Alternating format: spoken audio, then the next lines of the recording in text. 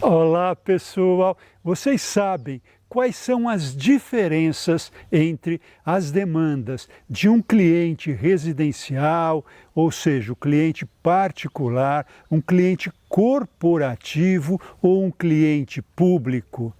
Mesmo que você tenha experiência num desses universos, vamos trocar uma ideia, porque exatamente conversando a gente se enriquece. Vamos lá?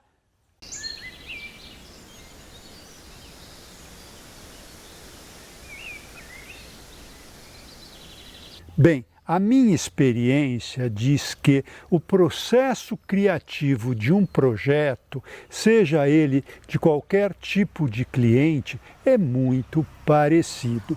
A grande diferença, na minha opinião, vem exatamente das demandas. O que são demandas? Eu entendo por demandas os sonhos, as vontades, os interesses, ou seja, aquilo que o cliente quer, aquilo que o cliente te pede, que muitas vezes isso é explícito, você pode escrever, você tem uma lista de elementos ali, às vezes até de climas, quer dizer, eu quero um jardim mais clean, eu quero um jardim mais tropical, eu quero um jardim mais formal. Ele pode pedir também ambientes mais aconchegantes, ambientes maiores, porque ele gosta de receber amigos, parentes, fazer festas.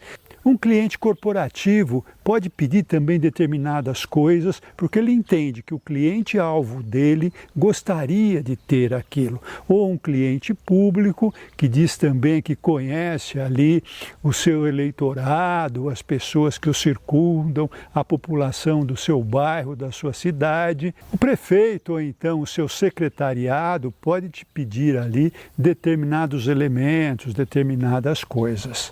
Mas o importante é a gente sempre ter em mente que o cliente só pede aquilo que ele conhece.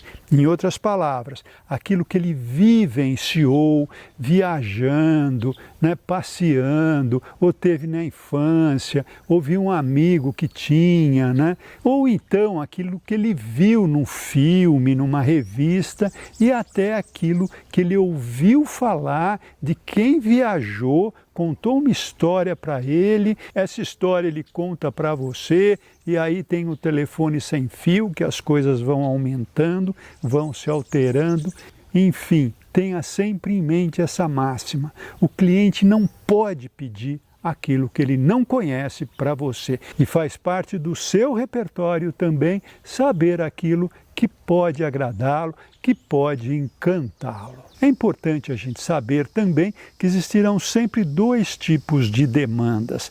Aquelas que o cliente pode expressar através da conversa, então são coisas racionalizadas, Ele emite um som, eu quero uma quadra, eu quero um playground para crianças assim, assim, assado, eu quero uma pool house próximo à minha piscina. Então você escreve, você anota, são elementos que são possíveis de serem escritos. Mas é muito importante a gente pegar o segundo tipo de demanda, que é aquela que não são expressas diretamente.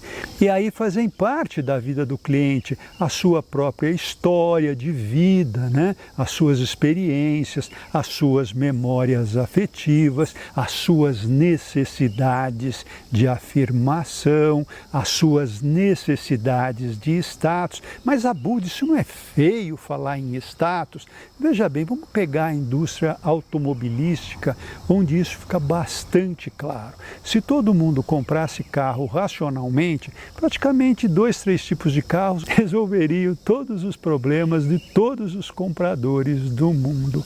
Mas, de repente, o design entra em jogo, eu vou comprar um carro especial, com um desenho maravilhoso, com uma cor diferenciada, com um ronco espetacular, tanto que a Ferrari patenteou ali o som do ronco dos seus carros para que os concorrentes não os imitassem, porque as pessoas querem acelerar e através do ronco do seu carro todo mundo saber que ali está passando um carro caro, especial, de uma pessoa rica. Então tudo isso não é dito, mas tudo isso está subentendido quando você vai fazer um projeto. Isso não tem nada de mal. Bom, vamos pegar o primeiro caso, que são os clientes particulares, que normalmente são de residências unifamiliares. Normalmente você vai fazer uma entrevista e, em geral, é o casal que vai te pedir as coisas, vai mostrar ali seus sonhos, suas vontades, e muitas vezes não existe consenso, até pode existir uma briga ali na sua frente. Um dos membros do casal querendo uma coisa e o outro outra completamente oposta. Aliás, muitos casais se separam no processo de construção de uma casa, porque ali os sonhos começam muitas vezes a se conflitarem. E as pessoas têm que se conhecer um pouco mais do que aquilo que elas achavam que conheciam. Bem, um dos problemas desse cliente é que é só um bolso que paga, que vai pagar o seu projeto, que vai pagar a implantação desse jardim, que vai pagar a manutenção. Então, a gente precisa ter cuidado, porque tudo pesa nesse bolso e são pouquíssimos os clientes que te dão carta branca. Gasta o que você quiser porque eu tenho dinheiro à vontade. Isso, na minha vida profissional, praticamente nunca existiu. Então, as primeiras coisas que geralmente um cliente particular te pede é aquilo que o casal gostaria, que o casal sonha. E como eu disse antes, são coisas que você pode escrever, que você pode anotar.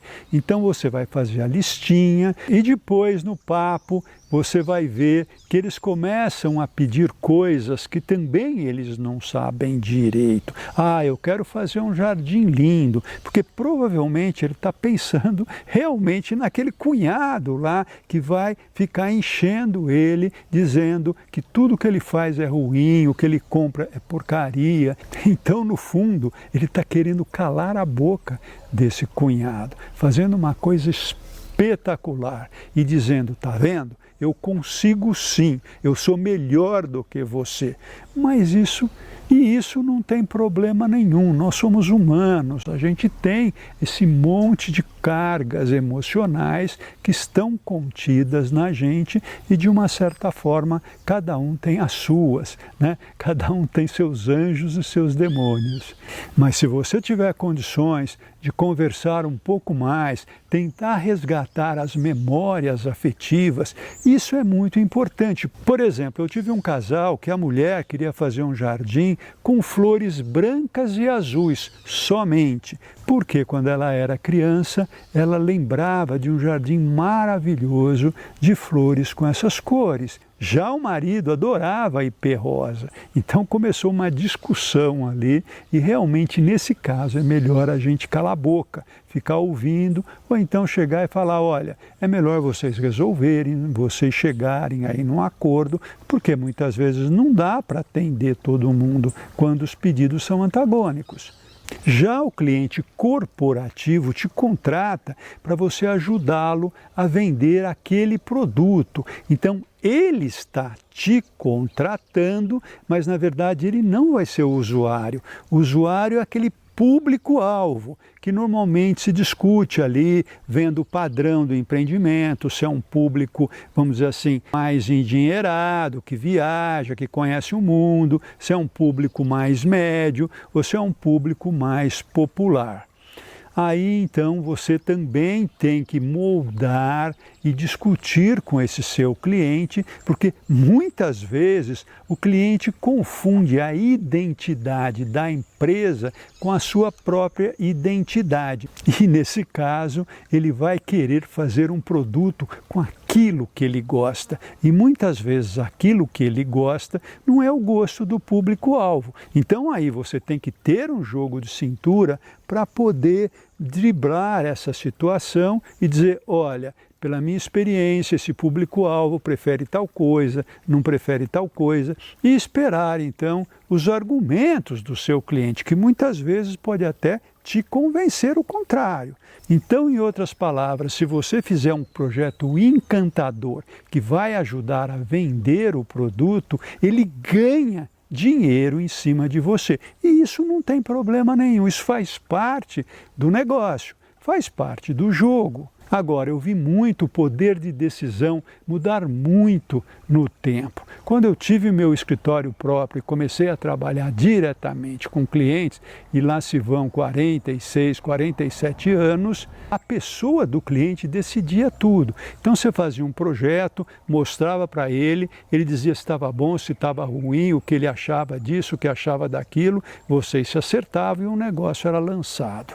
Hoje, em função de vários problemas econômicos, o crescimento das empresas, foram contratando pessoas na área de produto, que é onde a gente atua, para que o dono pudesse ficar cuidando de coisas mais importantes, que é o dinheiro, as aplicações, os fundos, onde conseguir players para financiar determinados empreendimentos, e essa questão de produto ficou num departamento com várias pessoas. E aí o problema é que você tem que agradar a várias dessas pessoas e cada uma, obviamente, vai querer imprimir a sua marca. Cada uma vai dar uma opinião diferente para poder garantir seu próprio emprego. Se ela concordar com tudo, o chefe fala, puxa vida, acho que você não precisa trabalhar mais aqui. Então faz parte também da gente entender esse processo e saber levar essas pessoas. Nem sempre as pessoas que te pedem coisas, na verdade, estão querendo que você faça aquela coisa. Elas estão querendo que você diga para o chefe dela que ela é boa, que ela é importante, que ela se dedica, que ela pensou bastante coisa, que você atendeu essas coisas, e muitas vezes são coisas que não são possíveis de serem atendidas, ou que entram em conflito com aquilo que você conhece do próprio dono, com aquilo que é o DNA de determinadas empresas. O que é o DNA de uma empresa? Eu vou dar um exemplo aqui. Teve uma época no final do século passado que as empresas pediam para os escritórios colaboradores a fazerem uma coisa que chamava-se ISO 9000. No nosso caso de projetos era ISO 9001.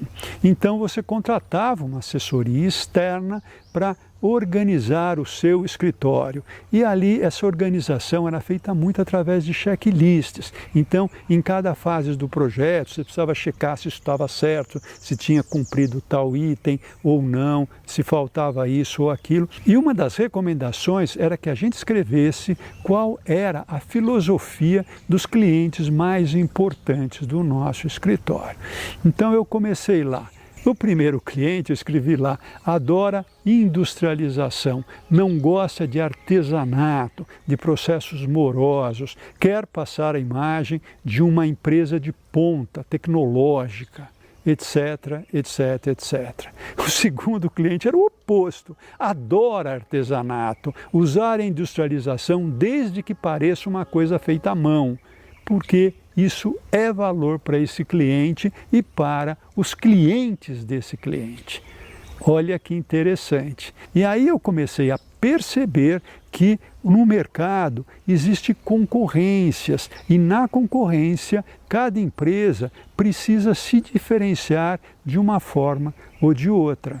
Agora, finalmente, vamos falar do cliente público. O que tem de diferença do cliente público? Na verdade, aqui, quem vai te pagar é a prefeitura, o Estado, a União, e esse cliente vai querer uma coisa importantíssima, que é que você faça um projeto encantador para que eles tenham voto. E é claro, todo governo pensa numa certa continuidade. E isso não tem nada de mal, mas é importante você saber lidar com essa situação. E aí começa também uma história parecida. Suponhamos que seja uma prefeitura. O prefeito vai dar ali o que ele quer, o que ele gostaria. Aí tem todo o secretariado, né, que cada um também tem um desejo. O secretário da Cultura vai pensar nas atividades que ele vai fazer naquela área, que pode ser um parque, uma praça. O secretário do Meio Ambiente vai querer uma área permeável, usar espécies nativas para poder dizer também da atuação dele na prefeitura. A Secretaria do Bem-Estar Social provavelmente vai querer ter espaços ali para crianças, para adolescentes, etc, etc e etc. E a população, como é que se expressa nisso?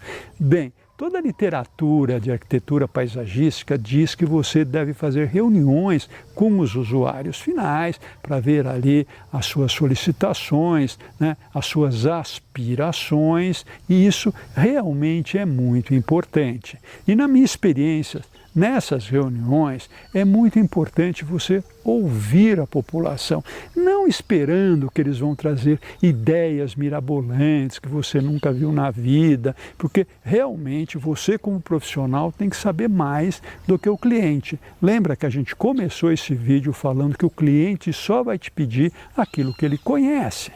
Mas o fundamental disso é a participação, fazer com que a população diga seus desejos, mostre o seu interesse, diga também o que eles preferem, o que eles não preferem. E o importante é, depois dos primeiros croquis, você voltar com essa população para fazer algumas oficinas, para eles verem, para eles palpitarem, para eles participarem.